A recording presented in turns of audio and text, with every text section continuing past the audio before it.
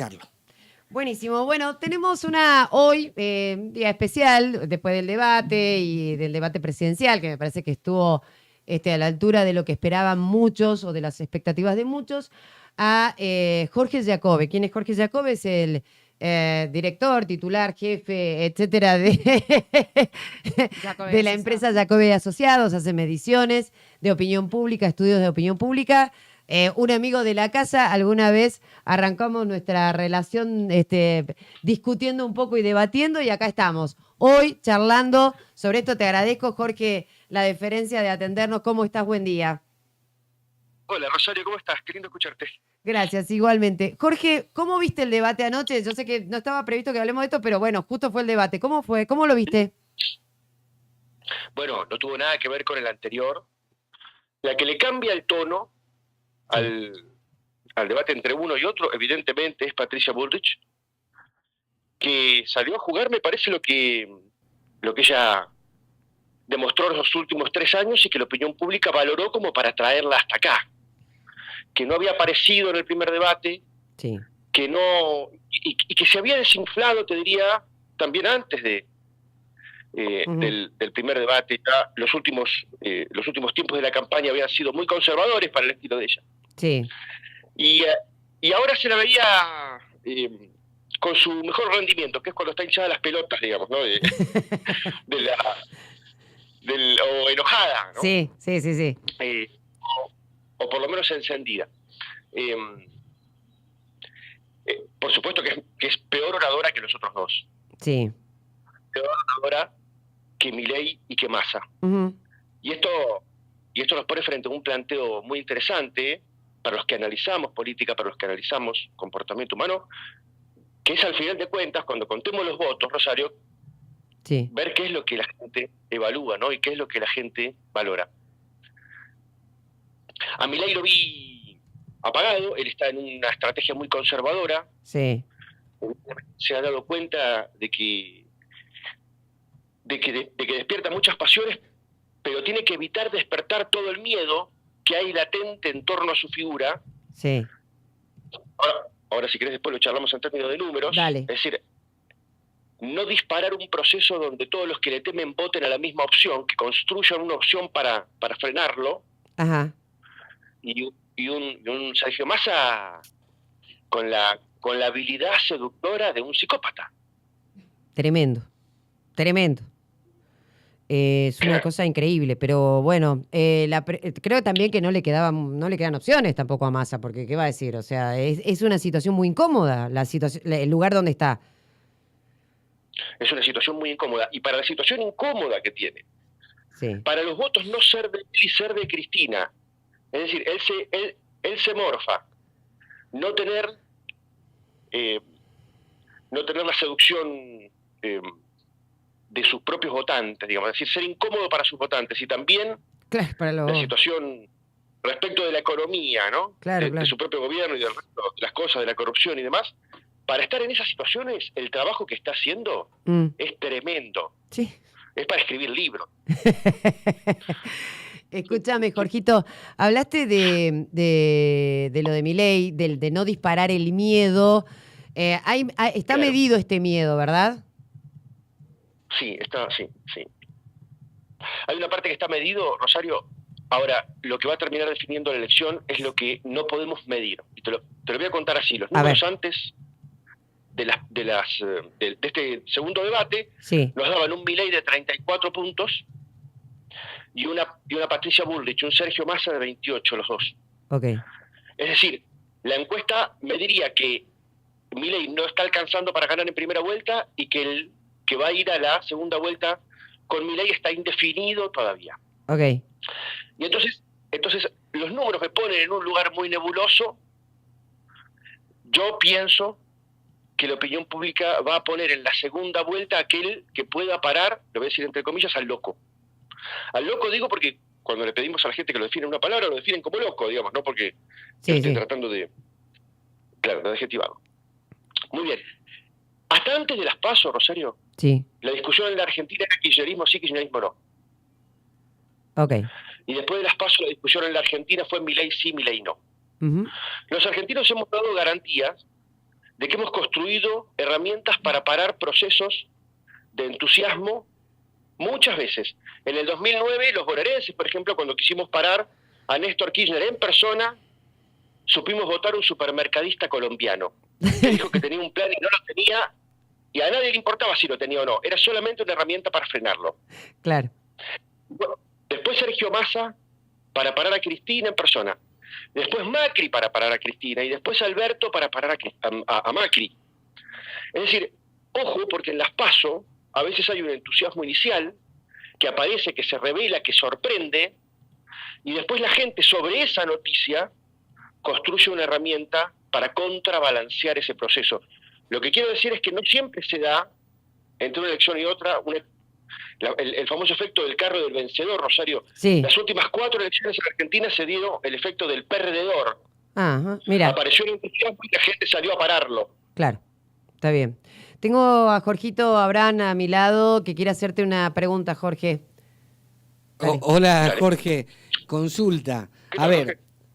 estamos hablando de tercios, casi tercios, digamos 30, 28, 27. La pregunta del millón que me hago. ¿Quién le saca los votos a Juntos por el Cambio o a dónde van? ¿O estamos en suposición de que los votos de Larreta irían para Sergio Massa? Para que se polarice Massa-Milei, tiene que haber una pérdida o una sangría de Juntos por el Cambio. Porque si no, no me cierra el blanco, digamos, es así de simple. Lo que pasa es que hay una parte del público que está en una zona negra. Yo no te diría que estamos frente a tercios. Frente a tercios estamos por la población que habla, que nos cuenta lo que opina, que nos cuenta lo que quiere votar. Pero la complejidad de lo que yo le mencionaba a Rosario recién es que sabemos que hay una parte de la población en el negro que está pasmada respecto de lo que pasó en las PASO, que no sabemos ni siquiera si va a ir a votar o no, y es la parte de la población que va a definir la elección. Uh-huh. Las cosas están más o menos como aparecieron en las PASO. Yo te diría que los votantes de Larreta están votando a Patricia y los votantes de Grabois están votando a Massa. Ok, todos retienen su propio Ahora, voto. Sí, puede haber algún nivel de cruce, pero que se compensa entre sí. Claro. Entonces, ¿qué es lo que va a definir? Solamente el 3% de opciones que no rompieron el piso, es decir, gente que tiene comportamiento hacia el voto positivo, y que votó opciones que no rompieron el piso, solamente ese 3% redefiniría todo. Uh-huh. A eso le tenés que sumar más o menos 2 puntitos que suponemos que va a caer el voto en blanco, impugnado y demás. Y a eso le tenés que sumar el 11% de la población susceptible de ir a votar que no votó en las PASO, entre el 69% que votó y el 80% que suele votar. Claro. Entonces hay un montón todavía por jugarse, y nosotros sabemos que está en el silencio. Uh-huh. Y que para nosotros es ininvestigable. Mira. Sobre el filo de la elección, la última semana, el último día, ya por fuera de todo lo que podamos nosotros investigar, Sí. entonces van a definir la elección. Si una encuesta acierta, Jorge, Rosario, si una encuesta llega a acertar, lo que pasó es que los últimos 20 días no sucedió nada, y estos que están en el negro se comportaron igual que los del blanco. Claro, claro. Jorge, una consulta, entiendo que estás llevando adelante un trabajo de medición en estos días. Lo único que te quiero preguntar es, ¿impactó, no impactó? ¿Cómo se mide o cómo ves el tema Insaurralde y Leyat y todo el cuento? Mira, yo estoy seguro de que este tipo de casos no impactan para bajarle votos al kirchnerismo. Sí. El kirchnerista tiene una estructura mental y una estructura argumentativa que lo defiende de todas estas cosas. La corrupción no les importa, la corrupción de los propios no les importa. ¿Por qué? Porque si del kirchnerismo se ha sabido un caso de corrupción cada 15 minutos durante los últimos 20 años, ¿por qué este sería Claro. el que los hunda y no los 4.000 casos anteriores? Uh-huh. Ahora, sí puede jugar a la hora de no hacerlo crecer a Massa, de no poder pescar por fuera Claro. del 27-28% Okay. que ya han obtenido. Uh-huh. ¿Y vos pensás que esto que esto beneficia el concepto de casta de Milei, o que Patricia anoche capitalizó finalmente ese hecho, tomando en cuenta, digamos, las veces que lo nombró, que creo que fue una estrategia bien pensada? Mira, cuando yo termine la encuesta voy a ver el efecto Insaurralde. Ok. y el efecto chocolate. Sí. No voy a ver el efecto segundo debate, porque terminamos el campo justo el día anterior. Ayer lo terminamos el sábado, Sí. y ahí te voy a poder decir cómo están los números, digamos. Ahora, hay que ver entre Patricia Bullrich y Javier Milei, la opinión pública, a quién ve como más honesto. Y también se va a jugar si el resto de los argentinos, más allá de los kirchneristas, vota honestos o no. Claro. O si lo único que nos importa es la economía. Está bien. ¿No? Jorge. Jorge, consulta en el ranking 3 de coyuntura o de preocupación de la gente, que estimo que lo habrán medido. ¿Qué aparece? ¿Inflación, trabajo, vivienda o algo de esas cosas? O digo porque en el debate apareció... el debate pasado fue por elección de la gente. Sí, fue derechos humanos y ahora fue medio ambiente. Sí. Cuando nosotros preguntamos espontáneamente cuál es el principal problema de su familia o de la Argentina, espontáneamente me refiero a que no damos opciones, sino que dejamos un campo en blanco y la gente escribe lo que quiere. Durante los 4 años de Alberto y durante los últimos años de Macri, lo primero que aparecía era economía e inflación. Mira. Y el resto de los temas ni aparecían.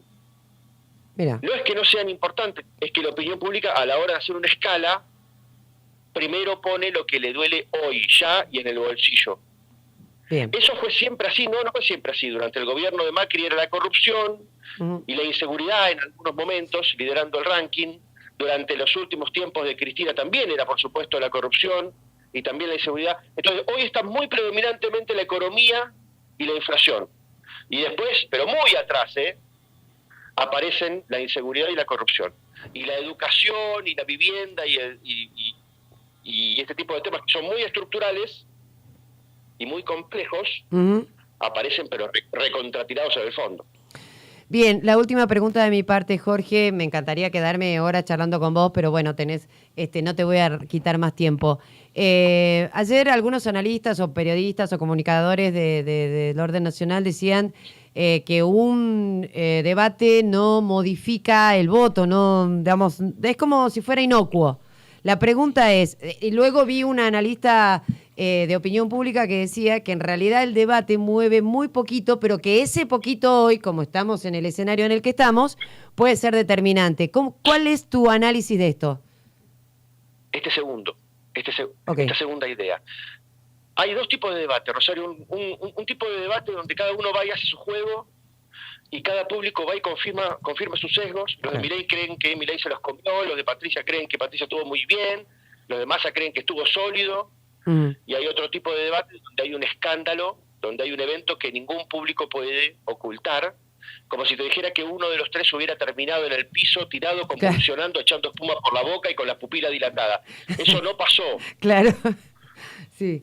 Eso no pasó. Entonces me parece que va a haber que hacer una sintonía muy fina y esperar ver cómo ese público pequeño pero importante define esta elección, ¿no?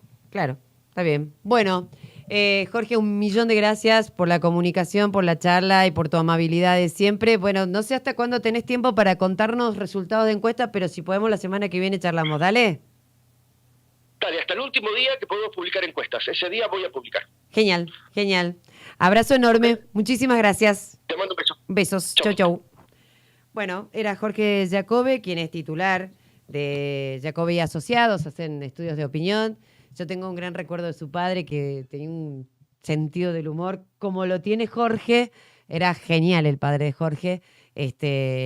Bueno, yo siempre lo consulto mucho en privado a Jorge Giacobbe y la verdad que antes de la PASO me dio un número, por supuesto, equivocado respecto de lo de Milei, pero no es que lo puso a Milei con 15 puntos, no. Pero sí que Patricia ganaba por 7 puntos. Recuerdan que yo lo decía acá, entre 5 y 7 puntos, la interna, qué sé yo. Eso fue número de Jorge Giacobbe, así que generalmente lo consulto en privado, pero me pareció que hoy ameritaba, ¿está bien? Hacerlo público y charlar con él públicamente.